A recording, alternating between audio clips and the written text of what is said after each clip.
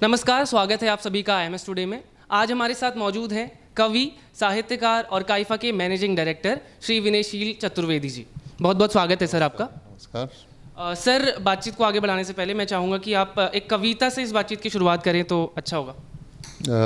कविता मैं आपको सुनाता हूँ कि जो मेरी प्रतिनिधि कविता है, जिसको नाम मिला है, काफ़ी लोगों ने इसको कहा भी है और थीसिस में भी कोट किया है कई लोगों ने कि पत्थर कठोर होता है, कि पत्थर कठोर होता है, वह देवता होता है और युगों तक देवत्व को जीता है। पत्थर कठोर होता है, वह देवता होता है और युगों तक देवत्व को जीता है। संवेदनाहीन इसीलिए वह मुस्कुराता हुआ चेहरा धारण करता है। संवेदनाहीन इसीलिए वह मुस्कुराता हुआ चेहरा धारण करता है और युगों तक निष्कलंकित रहता है। संज्ञा शून्य इसीलिए वह विष अमृत ग्रहण करता है और युगों तक अमृत का वर्ण करता है। मोम के देवता आँच मिलते ही पिघल जाते हैं, नमी मिलते ही कठोर, स्पर्श मिलते ही बिखर जाते हैं, अपनत्व मिलते ही विभोर। असंख्य रेखाएं खिंच जाते हैं उनके चेहरों पर, असंख्य रेखाएं खिंच जाते हैं उनके चेहरों पर। तीखे नख प्रहारों से बिगड़ जाता है उनका आकार और इसीलिए देवता होने की पहली शर्त है पत्थर होना, और इसीलिए देवता होने की पहली शर्त है पत्थर होना। खूबसूरत कविता है सर। सर, आप फिल्म इंडस्ट्री से भी जुड़े रहे, तो फिल्म इंडस्ट्री के क्या एक्सपीरियंसेस हैं और जो कीफा है उसका क्या रोल है इंडियन फिल्म इंडस्ट्री में?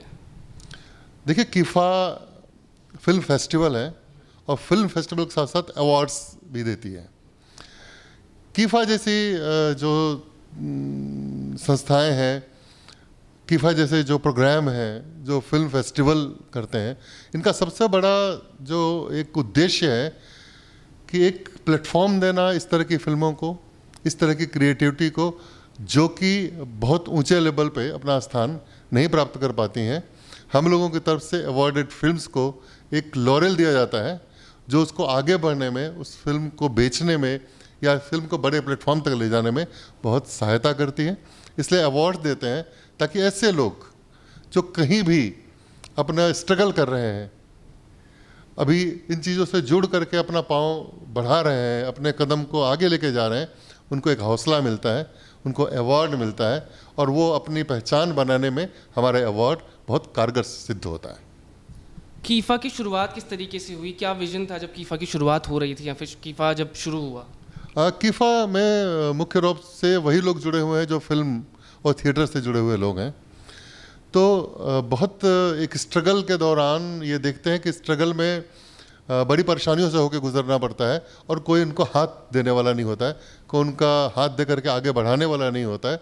तो ऐसे लोगों को एक मंच देने के लिए, ऐसे लोगों को एक रास्ता दिखाने के लिए कीफा जैसी संस्थाओं का, कीफा जैसे प्रोग्राम्स की बहुत ज़रूरत है, ख़ासतौर से हिंदुस्तान में, जबकि बहुत छोटी छोटी चीज़ों पर बड़े बड़े लोगों का भी कब्जा हो गया है। तो ऐसे लोग जो बहुत कम पैसे लेकर के अपनी क्रिएटिविटी के दम पर चाहते हैं सामने आना, तो कीफा जैसे प्रोग्राम्स, कीफा जैसे फेस्टिवल्स उनका साथ देते हैं, उनको आगे ले जाने में उनकी मदद करते हैं। सर, पल्स जैसे जो कल्चरल फेस्टिवल्स हैं, जो जितने भी कल्चरल फेस्टिवल्स होते हैं, उनका क्या इंपॉर्टेंस है जो स्टूडेंट है उनके ऑलराउंड डेवलपमेंट में? बिल्कुल बिल्कुल, मैं ये बहुत ज़रूरी बात आपने पूछी है। ऐसा है कि ये जो इस उम्र में के बच्चों के लिए आपने पल्स का कार्यक्रम IMS में शुरू किया गया है, इसमें वो लोग होते हैं जिनके पास व्यू नहीं होता, विजन नहीं होता कि हमें कहाँ जाना है, कहाँ पहुँचना है। तो ऐसी जो प्रोग्राम्स हैं, इस तरह के जो कंपटीशंस हैं, प्रतियोगिताएं हैं जो आप लोग करते हैं, वो एक तो अपने विज़न को स्थायित्व प्रदान करने में बहुत कामयाब रहती हैं। और दूसरी बात मैं ये बताना चाहूँगा कि संवेदना का कला से बड़ा सीधा संबंध है और संवेदना और भावुकता में बहुत थोड़ा सा फर्क है। तो ये से कार्यक्रम आपको संवेदना और भावुकता में अंतर करना सिखाते हैं। वो इस तरह अंतर करना सिखाते हैं कि भावुकता में आदमी अपने विजन को खो देता है, संवेदना में एक कंट्रोल बनाकर चलता है। तो ये इस तरह का कार्यक्रम अपने कला को, अपनी क्षमता को प्रस्तुत करने के लिए एक आधार बनाते हैं, जिससे कि वो भावुकता से परे हटकर अपनी क्रिएटिविटी को पूरे संवेदना के साथ लोगों के बीच रख सके, स्थापित कर सके और ये विश्वास पैदा कर सके कि हाँ, हमारे अंदर करने की कुछ क्षमता है। सर, आप एक बिजनेसमैन थे, बिजनेसमैन से फिर पोएट हुए, तो बिजनेसमैन से जो पोएट बनने तक का जो सफ़र था उसके पीछे की क्या कहानी है? और आजकल हम देखते हैं कि इंडियन मिडिल क्लास जो सोसाइटी है, उधर आर्ट के जो फील्ड हैं उधर उसको as a career wide acceptance नहीं मिली है। अभी गोविंद सर भी बोल रहे थे कि उनके पेरेंट्स जो वो एक्टिंग का प्रोफेशन वो फॉलो करना चाहते थे तो मानते नहीं थे, तो उन पेरेंट्स को आप क्या सलाह देना चाहेंगे? पेरेंट्स को तो मैं ये सलाह देना चाहता हूँ कि जिस विज़न को लेकर चल रहे हैं, जो हिंदुस्तान हमारा देश है, हमारे देश में जो कंडीशन है, मिडिल क्लास फैमिली की संख्या ज़्यादा है और मिडिल क्लास हमेशा एक इनसिक्योरिटी में जीता है, ठीक है। और वो इनसिक्योरिटी अपने बच्चों को लेकर भी उनके बीच में होती है। एक बहुत गरीब तबका है, वो इनसिक्योरिटी में नहीं है।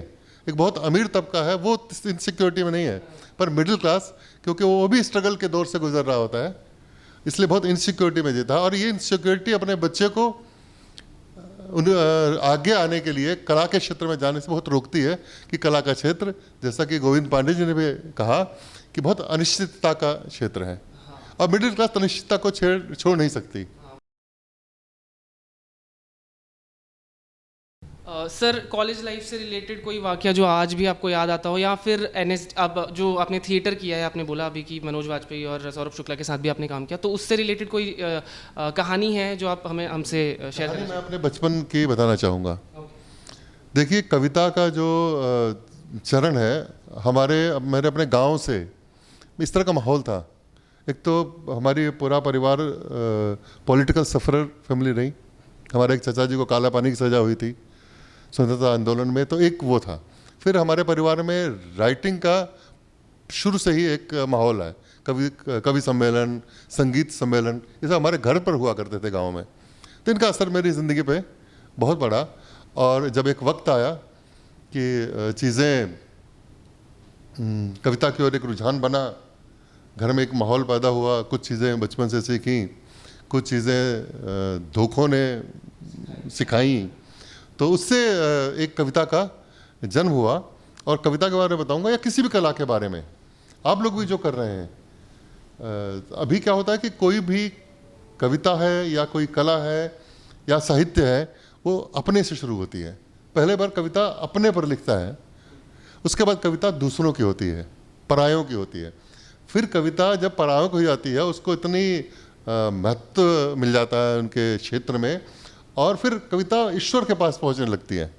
कला ईश्वर के नज़दीक पहुंच जाती है। बड़े बड़े कलाकार एक तार को घुमा करके आकृति बना दें तो वो बड़ी महंगी हो जाती है, क्योंकि वो एक विज़न उनको मिल चुका होता है। उनकी कविता ईश्वर की तरफ जाने लगती है। जैसे गालिब ईश्वर के आसपास जाने लगे थे, फैज़ ईश्वर के आसपास जाने लगे थे। तो ऐसा आज अमिताभ बच्चन कुछ भी बोलेंगे, आपको लगेगा कि यार बहुत सच्ची सी बात बोल रहे हैं। तो ऐसा होता है। तो कोई चीज़ अपने से शुरू होती है तो उसको समाज में लाना चाहिए, और पेरेंट्स को भी एक मौका अपने बच्चों को देना चाहिए कि वो अपनी प्रतिभा को सामने ला सकें। बहुत बहुत धन्यवाद सर आपका अपना कीमती समय हमारे लिए निकालने के लिए। शुक्रिया। कैमरामैन विपुल कुमार के साथ मैं विप्रांशु पंत, IMS टुडे। धन्यवाद।